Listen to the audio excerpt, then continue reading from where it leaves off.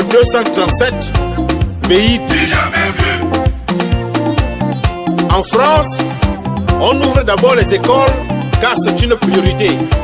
Mais au Cameroun, on ouvre d'abord les bars et les boîtes de nuit. Alors que le nombre de contaminés croît de jour en jour. Eh ben, du jamais vu. On annule la célébration de la fête nationale de l'unité. Mais on donne le feu vert au début de boissons et aux boîtes de nuit. Hé hé, Zamba. Du jamais vu.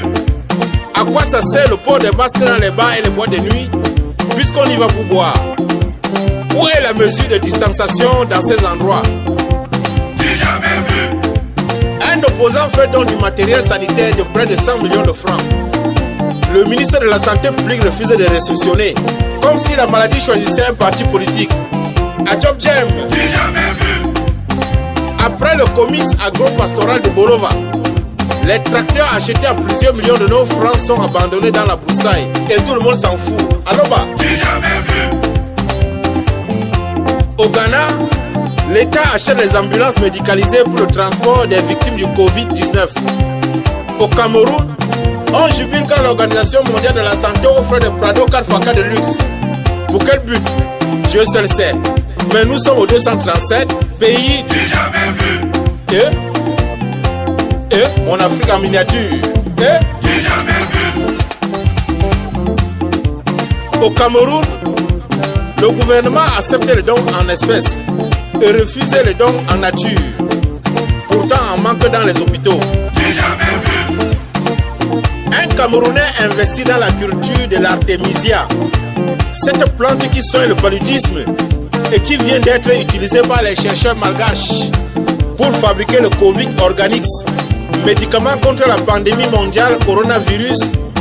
Un préfet zélé de mon pays autorise la destruction totale de ce champ sous le fallacieux prétexte que c'est du chanvre indien. Et c'est après destruction qu'il mène l'enquête qui prouvera que c'était bel et bien de l'artémisia. Et le pauvre planteur n'est même pas dédommagé. Adjob, du jamais vu. Les infirmiers et les médecins sont contaminés tous les jours et meurent dans nos hôpitaux car ils n'ont pas de matériel de protection. Une initiative faite dans le matériel sanitaire. Le ministre de la Santé publique refuse lui carrément de prendre pour leur distribuer. Du jamais vu. Un ministre menace les radios et télévisions privées pour avoir parlé du massacre des civils en Garbou par l'armée nationale.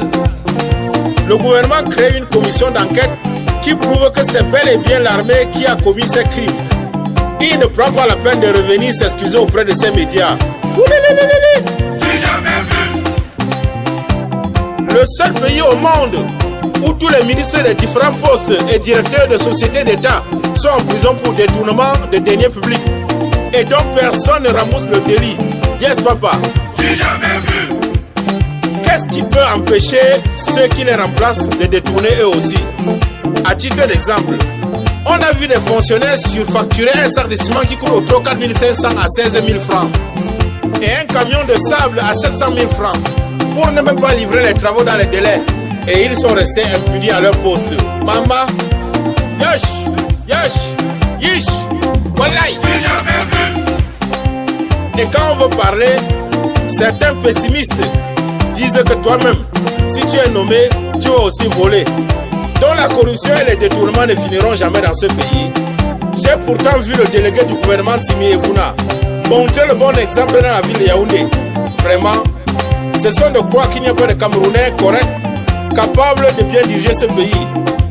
Du jamais vu. Au 237, on parle du vivre ensemble.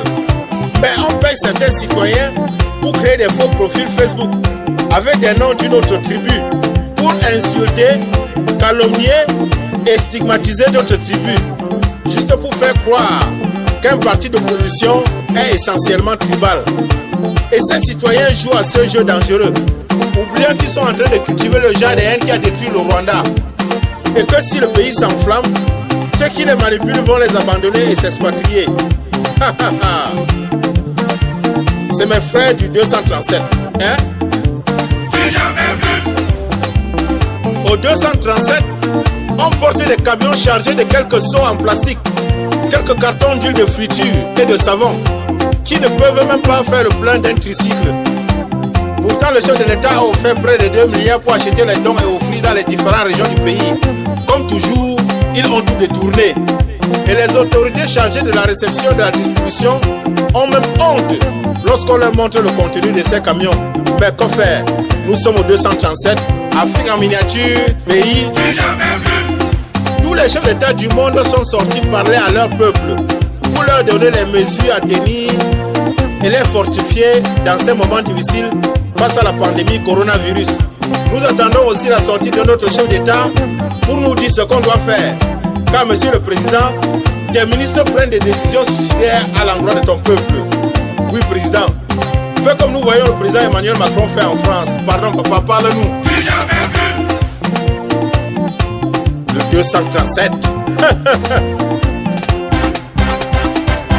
Le Cameroun est une république et non une monarchie. Et j'entends certains dire, les gens de telle tribu ne peuvent pas accéder à la magistrature suprême. Comme si dans une république, certains sont faits pour gouverner et d'autres pour être gouvernés. Ouf! Les taxis, les benskis et les cas de transport surchargent tous les jours. Pourtant, on demande les mesures de distanciation. Nous sommes au 237. Décision sans application. Hey!